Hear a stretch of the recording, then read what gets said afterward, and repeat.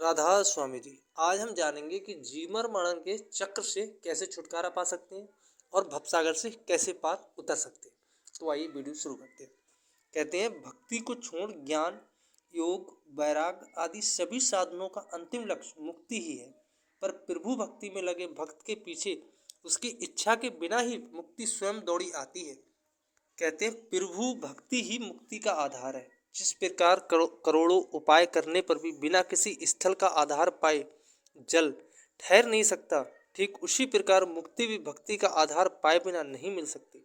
इसलिए भक्तजन मुक्ति को ठुकराकर प्रभु भक्ति में ही मग्न रहते हैं। भक्ति की साधना से अपने आप सहज भाव से ही आवागमन के मूल कारण अबधा का नाश हो जाता है और मुक्ति प्राप्त हो जाती है। जैसे भोजन किया तो जाता है अपनी तृप्ति के लिए, पर शरीर की जठर अग्नि उसे अपने आप ही पचा डालती है। ठीक वैसे ही भक्ति की तो जाती है प्रभु प्रेम रस से तृप्त होने के लिए, पर इससे मुक्ति अपने आप ही प्राप्त हो जाती है। भक्ति के लिए तप, व्रत, उपवास, प्राणायाम आदि शरीर को कष्ट देने वाले साधनों को नहीं अपनाना पड़ता है। इसलिए भक्ति जैसे सुगम और सुखदायी साधन को न अपनाने वाले जीव सचमुच ही अज्ञानी होते हैं। तो सारे सत्संगी भाइयों से अनुरोध है कि वीडियो को अंत तक सुने और वीडियो पसंद आए तो उस चैनल को सब्सक्राइब करें, लाइक करें और शेयर करें और कमेंट करके बताएं कि उन्हें ये वीडियो कैसी लगे। तो आगे वीडियो शुरू करते हैं। प्रभु भक्ति की ऐसी महिमा है कि जो भी प्रभु की भक्ति करता है वह मुक्ति के सबसे ऊंचे पद को अर्थात प्रभु से मिलकर उनसे एकाकार होने की अवस्था को प्राप्त कर लेता है। जो संतों का लक्ष्य है, मुक्ति का वास्तविक अर्थ है आत्मा का मन माया के संसार से छुटकारा पाकर अपने आदि स्रोत परमात्मा में मिल जाना। पर पूर्ण गुरु से उपदेश न मिलने के कारण अनेक साधकों को परमात्मा की सच्ची जानकारी नहीं हो पाती है और वे निचले आध्यात्मिक मंडलों में पहुंचकर ही यह मान लेते हैं कि उन्हें मुक्ति प्राप्त हो गई है। उदाहरण के लिए प्राणायाम की साधना करने वाला साधक प्राणों के चिदाकाश में लीन हो जाने के कारण उस प्रथम आध्यात्मिक अवस्था को ही परमात्मा की प्राप्ति या मुक्ति की अवस्था मान लेते हैं। योगेश्वर ज्ञानी या वेदांती ब्रह्मा को अपने इष्ट मानते हैं जो दूसरे आध्यात्मिक मंडल का धनी है, इसलिए वे ब्रह्मा प्राप्ति को ही परमात्मा की प्राप्ति या मुक्ति मानते हैं। ब्रह्म पद में मन जो ब्रह्मा का ही अंश है ब्रह्म में समा जाता है, इसलिए केवल आत्मा ही अकेली सतगुरु के निर्देशन में परमार्थी यात्रा में आगे बढ़ती है। इसलिए इस ब्रह्म पद को जब केवल आत्मा ही अकेली होती है केवल पद कहा जाता है। यहाँ पहुँचना भी आसान नहीं है, पर संत इस दूसरे आध्यात्मिक मंडल में बहुत आगे पांचवें आध्यात्मिक मंडल में जाते हैं जिसे सतलोक या सचखंड कहते हैं। यहाँ पहुंचकर आत्मा सतपुरुष यानी सच्चे परमात्मा में समाकर सदा के लिए सच्चे अर्थ में मुक्त हो जाती है। तुलसीदास जी का संकेत संतों के इसी उच्चतम पद की ओर है। नाम भक्ति के अभ्यास के द्वारा प्रभु भक्ति में लगे सभी जीवों के लिए यह सुख सुलभ है। इस भक्ति के बिना अन्य साधनों से प्राप्त जितने भी लाभ या सुख हैं वे सभी वैसे ही फीके हैं जैसे बिना नमक के अनेक प्रकार की साग सब्जियां।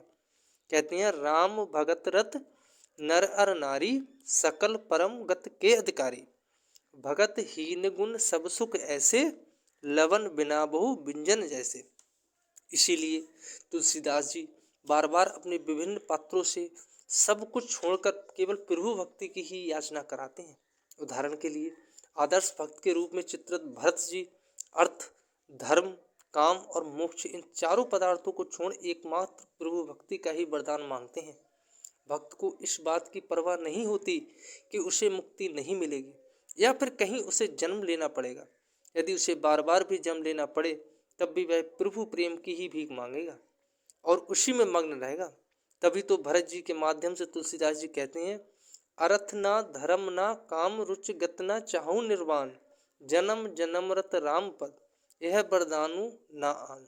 स्वयं राम को शिक्षा देने वाले वशिष्ठ जी भी भक्ति की इसी मर्यादा का निर्वाह करते हुए राम से जन्म जन्म तक केवल प्रभु के ही चरण कमलों को प्रेम मांगते हैं।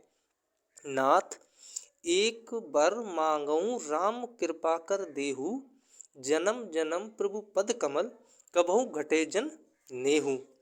अन्य संतों ने भी मुक्ति को ठुकराकर केवल भक्ति का ही सदा भरोसा रखा है।